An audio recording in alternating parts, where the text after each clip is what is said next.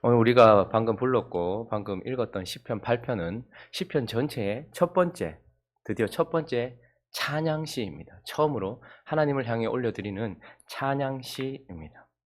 그리고 이 시편 8편은 우리가 지금까지 쭉 마치 터널을 지나오듯이, 캄캄한 어두운 터널을 지나오듯이 그렇게 지나왔죠.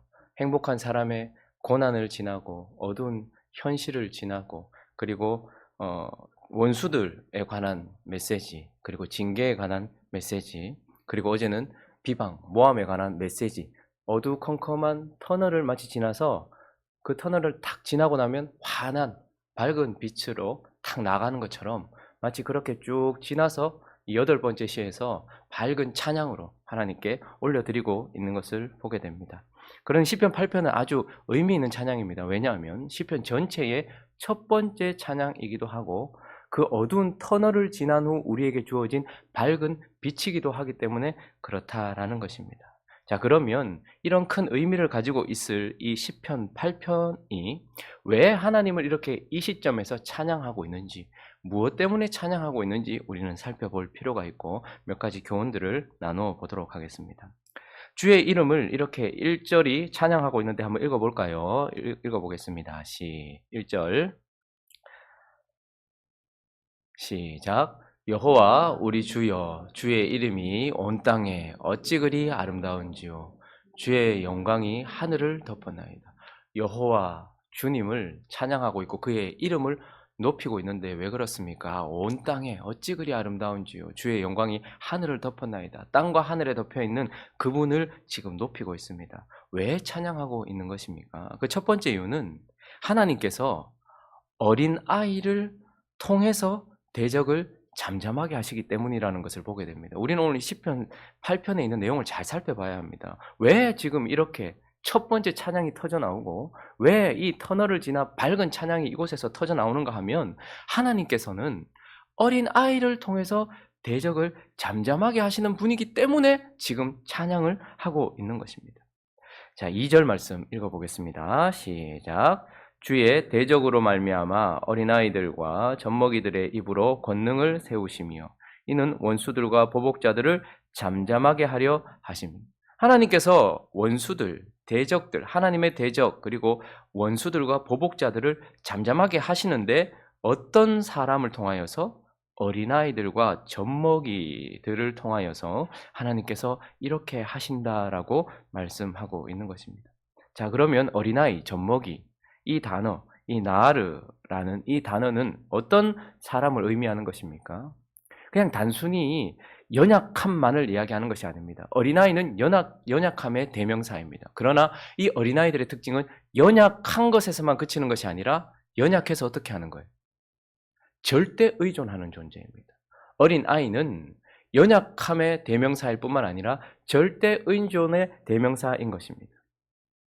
그래서 하나님은 이 강한 대적들과 원수들과 보복자들을 잠잠하게 하시는데, 이런 하나님 앞에 연약하지만, 세상 앞에 연약하지만 그러나 하나님을 절대적으로 의존하는 어린아이와 같은 자를 통하여서 대적을 물리치시기 때문에 그렇다라는 것입니다. 우리 사무엘상 17장 한번 가볼까요? 아주 유명한 장이죠. 16절을 한번 보시겠습니까? 우리의 현실도 이렇습니다. 한번 읽어봅니다. 시작. 그 블레셋 사람이 40일을 조석으로 나와서 몸을 나타내었더라. 저 블레셋 사람 누굴까요? 다윗 하면 누가 떠오르십니까? 골리앗입니다. 그 골리앗이, 그 거인이 40일은 완전한 날을 의미하거든요. 40일을 아침 저녁으로 나와서 몸을 나타내면서 어떻게 했는가? 23절 읽어보겠습니다. 23절 있습니다. 시작. 그들과 함께 말할 때에 마침 블레셋 사람의 싸움 도두는 가드 사람 골리앗이라 하는 자가 그 전전에서 나와 전과 같은 말을 하며 다윗이 들으나. 전과 같은 말은 뭐였을까요? 40일 조석으로 나와서 사울과 이스라엘 백성들을 조롱했을 뿐만 아니라 그들의 신 여호와 하나님을 향한 조롱과 비방과 모함과 더러운 악한 말들을 40일 내내 쏟아부었지만 사울과 이스라엘 백성들은 몸 하나 깜짝하지 못하고 움직이지 못하고 두려워 벌벌벌 떨고 있는 상황이었습니다. 그런데 그 말을 이제 도시락 갖다 주러 왔던 누가 듣게 되는 것입니까? 다윗이 듣게 되는 것입니다.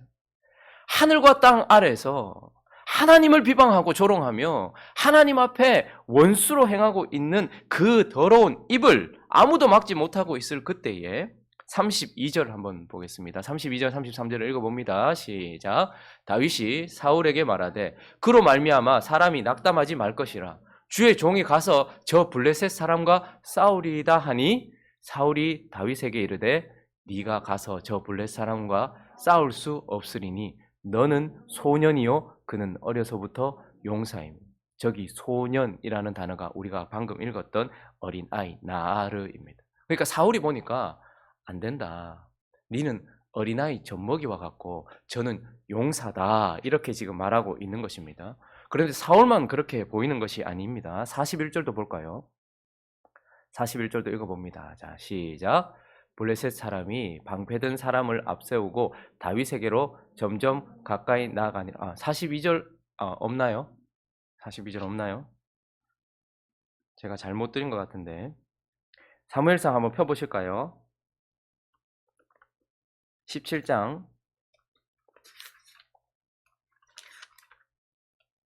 그래서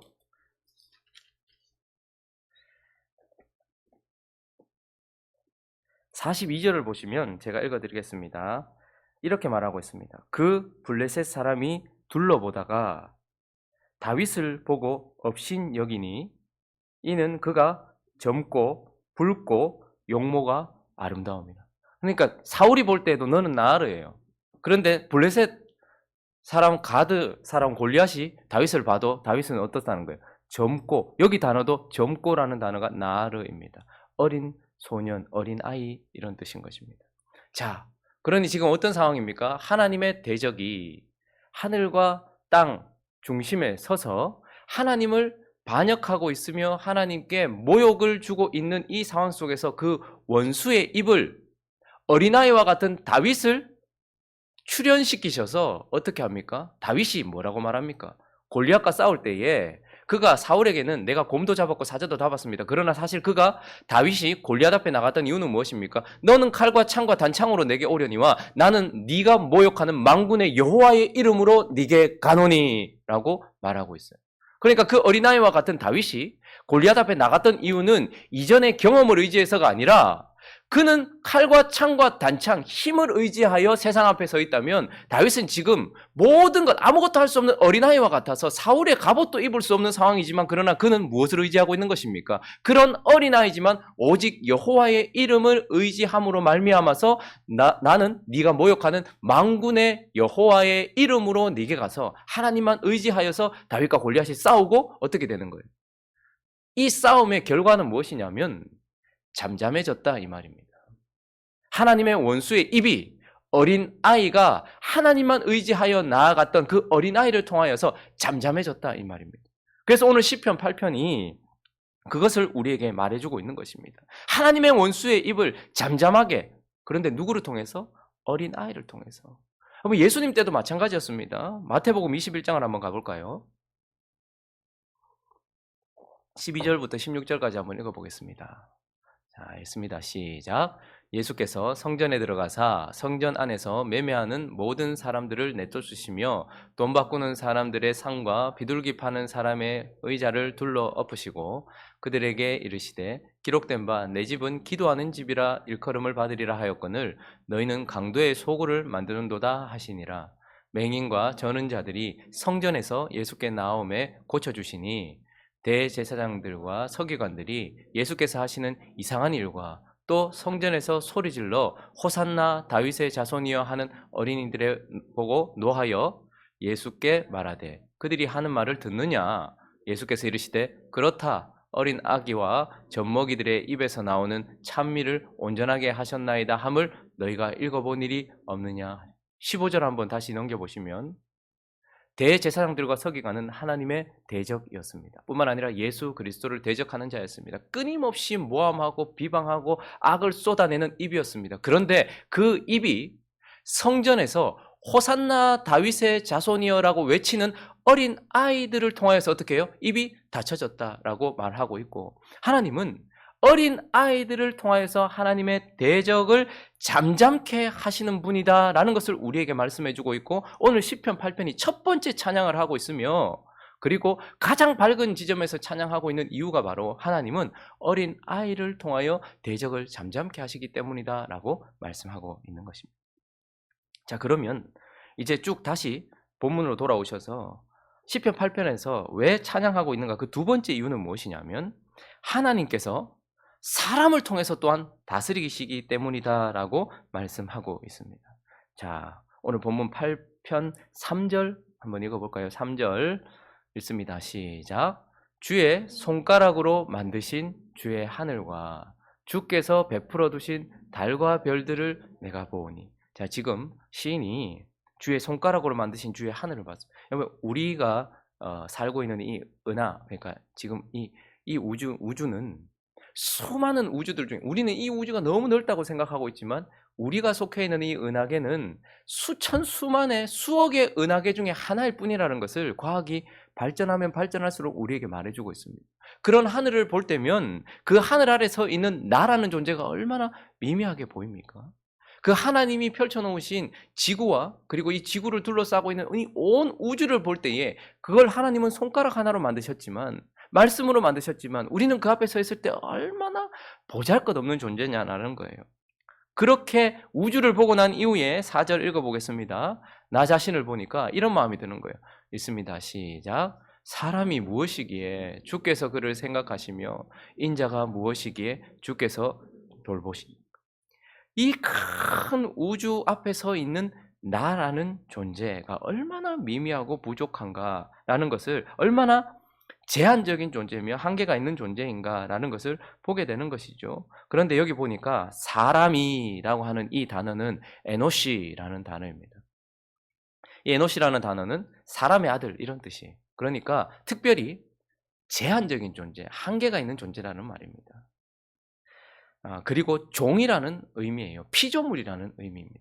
우리가 1절을 시작할 때 여호와라는 이름은 스스로 있는 자라는 뜻입니다. 그러니까 그분은 어떤 것에도 의존하지 않은 채 스스로 계시는 분이지만 그에 반대되는 것이 뭐냐면 에노시예요. 우리는 스스로 존재할 수 없는 존재인 것입니다. 그리고 그분은 영원히 계시는 존재이지만 우리는 유한한 존재란 말입니다. 특별히 죽음과 관련되어 있는 존재란 말입니다. 언제 끝날지 모르는 인생이라는 말이죠. 그리고 여호와라는 단어 옆에 우리 주라는 단어는 무엇입니까? 주인이라는 말입니다. 그러나 에노시는 무엇입니까? 종이라는 말입니다. 그러니 오늘 하나님께서 4절에 우리에게 우리는 에노시지만 그는 여호와 주라라는 것이죠. 그것에 반대되는 개념으로 사람을 여기에 세우시는 거예요. 그런데 놀라운 사실은 이런 미미하고 연약한 사람이 무엇이기에 5절, 6절 읽어보겠습니다. 시작. 그를 하나님보다 조금 못하게 하시고 영화와 존귀로 관을 씌우셨나이다. 주의 손으로 만드신 것을 다스리게 하시고 만물을 그 발 아래 두셨으니. 놀라운 사실 아닙니까? 이전 성경 버전에는 천사보다 조금 못하게 이렇게 했습니다. 그러니까 영적인 존재를 말하는 것이죠. 하나님과 천사는 죽지 않습니다. 그러나 인간은 몸을 입고 있기 때문에 죽는다는 의미를 조금 가지고 있어요. 그래서 하나님보다 조금 못하다는 것은 우리는 언젠가 죽을 것이라는 존재예요. 그럼에도 불구하고 그런 존재에게 하나님께서 어떻게 하시는 거예요? 영화와 존귀로 관을 씌우셔서 하나님께서 만드신 모든 것들을 다스릴 수 있도록 해 주셨다라는 것에 찬양하고 감사하고 있는 것입니다. 그러니까 오늘 이 시편 8편이 어린 아이와 같은 존재를 통하여 대적을 잠잠케 하시고 하나님과 전혀 반대되는 개념을 가지고 있는 에노시를 통하여 다스리게 하시는 분이다라는 것을 가지고서 지금 하나님을 찬양하고 있는 것입니다. 자, 그러면 우리가 찬양의 이유를 여기까지 얼핏 문자적으로만 살펴보고 하나님이 만드신 해와 달과 별, 이 우주를 보니까 참 아름다운데 이 모든 것들을 우리를 통해 다스리게 하시고 참 연약한 어린아이와 같은 자를 통해서 대적을 잠잠케 하시는 하나님, 이렇게만 끝을 낸다면 결국 이 시편 8편은 인간의 존엄과 가치를 높이는 찬양이 되어질 것입니다. 사람이란 이렇게 존귀한 거야. 너와 나는 이렇게 존귀한 거야.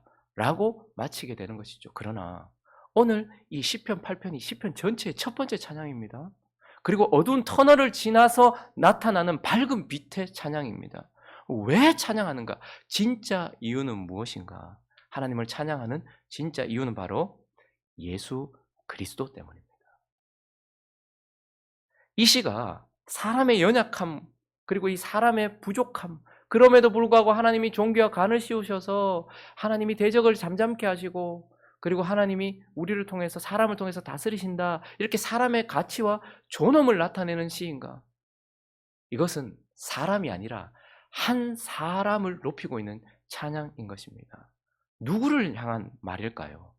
어린아이와 같은 자, 그리고 하나님보다 잠시 조금 못하게 하셔서 영화와 종기로 간을 씌우셔서 하나님이 만드신 모든 것을 다스리고 만물을 그 발 아래 두신 사람, 그는 누구일까요? 바로 우리 주 예수 그리스도밖에 없는 것입니다. 그래서 히브리서 2장 5절부터 9절은 이것을 명확하게 보여주고 있습니다. 히브리서 2장 5절부터 9절까지 우리 잘 살펴보면서 천천히 한번 읽어보겠습니다. 히브리서 2장 5절부터 9절까지입니다. 있습니다. 시작. 하나님이 우리가 말하는 바 장차 올 세상을 천사들에게 복종하게 하심이 아니니라. 그러나 누구인가가 어디에서 증언하여 이르되 사람이 무엇이기에 주께서 그를 생각하시며 인자가 무엇이기에 주께서 그를 돌보시나이까. 그를 잠시 동안 천사보다 못하게 하시며 영광과 존귀로 관을 씌우시며 만물을 그 발 아래에 복종하게 하셨느니라 하였으니 만물로 그에게 복종하게 하셨은즉 복종하지 않는 것이 하나도 없어야 하겠으나 지금 우리가 만물이 아직 그에게 복종하고 있는 것을 보지 못하고 오직 우리가 천사들보다 잠시 동안 못하게 하심을 입은 자 곧 죽음의 고난 받으심으로 말미암아 영광과 존귀로 관을 쓰신 예수를 보니 이를 행하심은 하나님의 은혜로 말미암아 모든 사람을 위하여 죽음을 맛보려 하십니다. 자, 무슨 말입니까? 히브리서 기자가 우리에게 정확하게 말해주고 있습니다. 자, 시편 8편을 보니까 사람이 천사보다 조금 못한 존재가 되어서 하나님께서 종교와 간을 씌우셔서 다스리게 하셨는데 우리는 그걸 못 본다. 저와 여러분이 온 땅을 다스리고 있다고 말하고 대적의 입을 잠잠하게 하고 있다고 말하고 시편 8편을 받아들었는데 우리 현실은 그렇지 않다. 그러니 이건 지금 우리를 말하는 것이 아니고 누구를 말하는 것일까?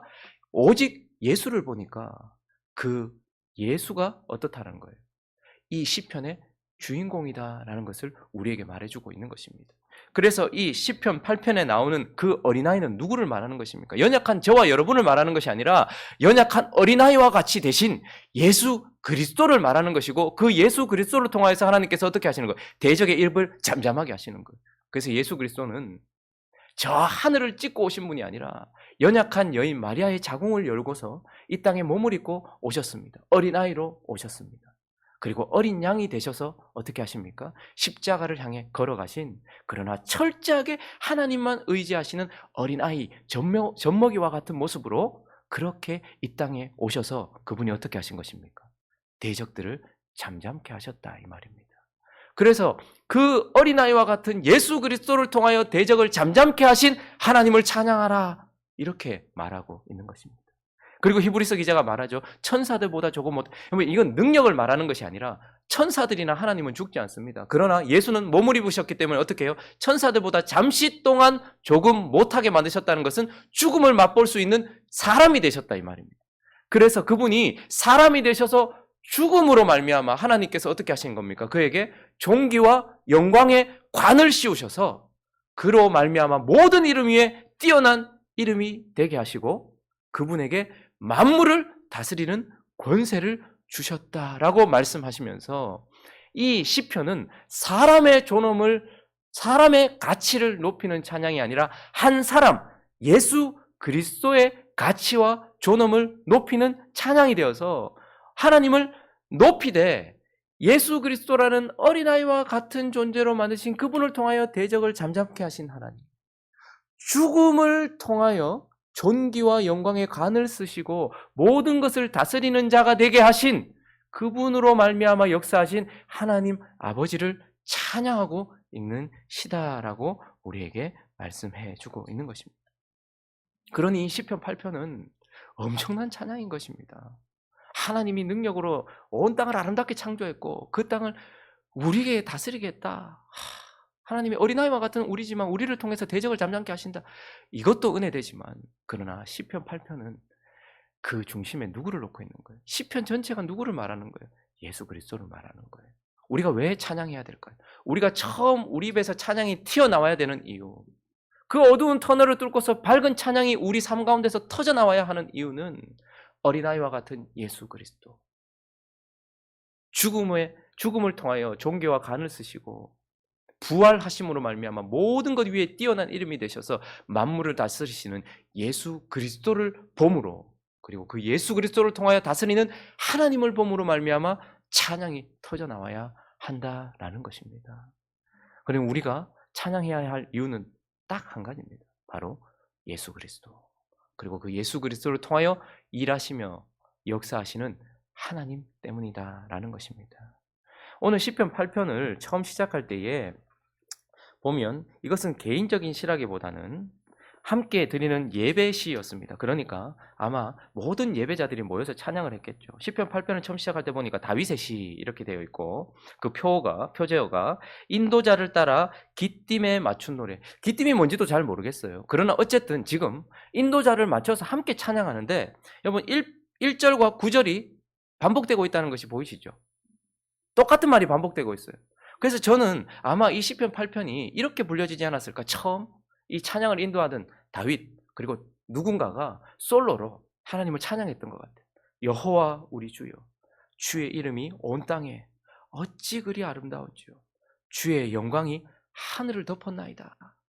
그러면서 그 찬양의 이유가 어린아이와 같은 예수 그리스도를 통하여서 대적을 잠잠케 하시니까, 그리고 그분의 죽으심을 통하여서 존귀와 영광을 쓰시고 만물을 다스리시는 분이 되셨기 때문에라고 찬양의 이유가 아마 찬양단을 통해서 쏟아지니까 마지막 9절은 모든 사람들이 이걸 듣고 함께 동일하게 찬양했을 거라는 그런 상상을 해봅니다.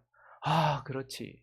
우리 주 예수 그리스도, 그리고 그 예수 그리스도를 통하여 대적을 잠잠케 하시고 온 땅을 다스리게 하시는 그 하나님. 그러므로 9절을 같이 한번 읽어볼까요? 9절 시작. 여호와 우리 주여, 주의 이름이 온 땅에 어찌 그리 아름다운지요. 이렇게 찬양했을 것 같습니다. 그러니 여러분, 이 시편 8편 처음 1절을 시작하면서 우리가 그 8절까지 읽었다면, 그 이유를 알았다면 우리도 찬양해야 되지 않겠습니까? 그래서 이 시편 8편은 이렇게 마치는 것이 아니라 무엇으로 마쳐야 될까요? 우리의 찬양으로 맞춰져야 되는 것입니다. 그래서 네 번째 교훈은 바로 이것입니다. 찬양해야 한다라는 것이고, 그러면 우리가 하나님을 찬양한다는 것, 우리가 구절을 방금 일부러 그냥 읽고 끝내는 것이 아니라 이런 하나님을 찬양한다는 것이 무엇인가라는 것을 살펴보고 끝을 내야 되겠죠. 이렇게 시편 8편을 우리가 찬양한다라는 것은 결국 이렇게 일하시는 하나님을 이해하고 안다라는 것입니다. 이런 하나님을 안다라는 것을 의미하는 것입니다. 고린도전서 1장 27절부터 한번 볼까요? 29절까지 읽어보겠습니다. 시작. 그러나 하나님께서 세상에 미련한 것들을 택하사 지혜 있는 자들을 부끄럽게 하려 하시고, 세상에 약한 것들을 택하사 강한 것들을 부끄럽게 하려 하시며, 하나님께서 세상에 천한 것들과 멸시받는 것들과 없는 것들을 택하사 있는 것들을 폐하려 하시나니, 이는 아무 육체도 하나님 앞에서 자랑하지 못하게 하려.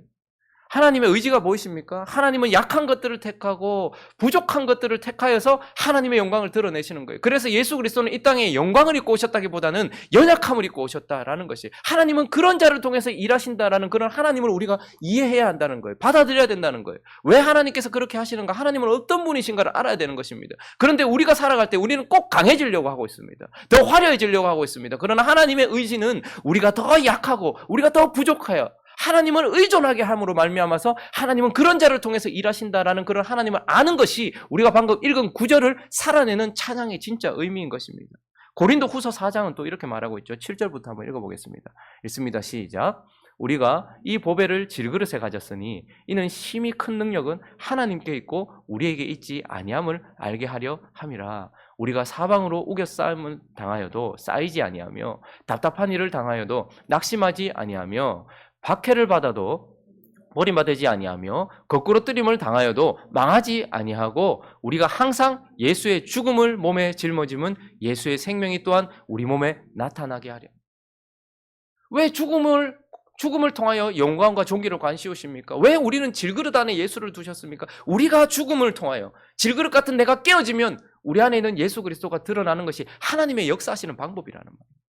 연약함과 죽음이 하나님께서 일하시는 방식이고 하나님은 그런 자를 찾으시며 그렇기 때문에 우리가 3편부터 7편까지 어두운 터널을 온 거예요.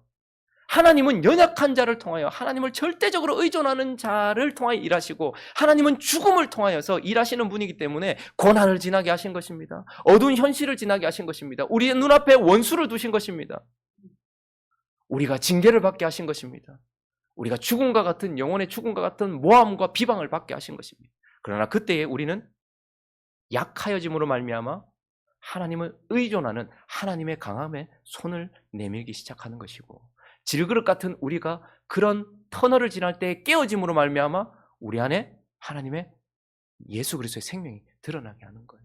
그러니까 우리가 이 시편 8편을 듣고 끝내는 것이 아니라 부르면서 끝낸다는 것은 이런 하나님을 이해한다라는 것입니다. 안다라는 것입니다. 그리고 이 시편 8편을 우리가 찬양한다라는 것은 또한 그런 길을 가셨던 예수 그리스도의 길을 그리고 이렇게 역사하시는 하나님을 알고서 예수 그리스도의 길을 우리가 실제로 걸어간다라는 것을 의미하는 것입니다. 그러니 우리는 연약함을 자랑하는 자요 십자가를 자랑하는 자가 되어서 그런 삶을 살아가는 것이 바로 이 찬양을 바르게 부르는 것이다 라는 것입니다. 사도 바울은 고린도후서 11장 30절에 이렇게 말씀하고 있습니다. 읽어봅니다. 시작. 내가 부득불 자랑할진대 내가 약한 것을 자랑하리라. 바울은 내가 굳이 자랑한다면 내 약한 것을 자랑한다. 내가 약할 때 그분이 강하심이라. 그래서 하나님은 그분의 강함을 위하여 나를 끊임없이 약하게 하셨다. 고난받게 하셨고 어두운 현실을 걸어가게 하셨고 원수 앞에 서게 하셨고 징계받게 하셨고 책망받게 하셨으며 모함 앞에 서게 하셨다. 그러나 내가 이것을 자랑한다. 여러분 우리는 뭘 자랑합니까? 자랑한다라는 것은 그렇게 산다라는 것을 의미합니다. 우리는 뭘 자랑합니까? 고난이 없는 것을 자랑합니다. 우리는 뭘 자랑합니까? 나의 현실이 밝다라는 것을 자랑합니다. 우리는 뭘 자랑합니까? 원수가 없다는 것을 자랑합니다. 우리는 뭘 자랑합니까? 나는 징계가 없고 책망이 없는 인생이라는 것을 자랑하려고 합니다. 나는 뭘 자랑합니까? 내가 높은 곳에 있어서 아무도 나에게 손가락질하거나 함부로 말하지 못하도록 비방이 없다는 것을 자랑합니다. 그러나 바울은 내가 부득불 자랑하는데 나는 약함을 자랑합니다. 나는 예수 그리스도가 걸어가셨던 그 길을 자랑할 것이다. 그리고 그 길을 살아갈 것이다. 이렇게 말하고 있는 것이죠. 갈라디아서 6장 14절 마지막으로 살펴보겠습니다. 그리고 또 그가 자랑하는 것이 한 가지 있습니다. 읽습니다. 시작. 그러나 내게는 우리 주 예수 그리스도의 십자가 외에 결코 자랑할 것이 없으니 그리스도로 말미암아 세상이 나를 대하여 십자가에 못 박히고 내가 또한 세상을 대하여 그러하니라. 그가 자랑하는 것은 나의 약함을 자랑하고 그가 자랑하는 것은 그리스도의 십자가만 자랑한다 이렇게 말하고 있습니다.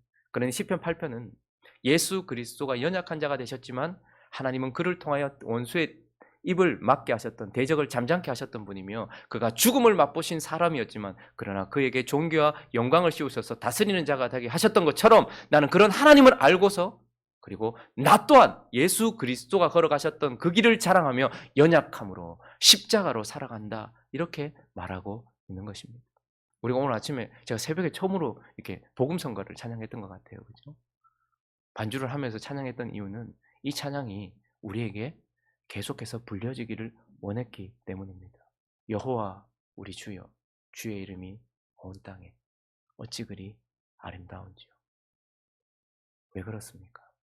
우리는 오늘 이 시편 8편의 내용, 찬양의 이유를 명확하게 알고서 우리 또한 이런 찬양을 한다라면 그렇게 예수 그리스도를 통하여서 일하신 하나님 앞에서 나도 예수 그리스도와 같은 자가 되어 예수 그리스도와 같은 길을 걸어가는 자가 되기를 다짐하면서 이 찬양을 마음에 새기기를 원했던 것입니다. 그렇게 마음을 새기면서 주님을 찬양하는 시편 8편이 우리 인생 가운데 최고의 찬양이 되고 가장 밝은 찬양이 되는 저와 여러분 되시기를 예수 그리스도의 이름으로 축원합니다.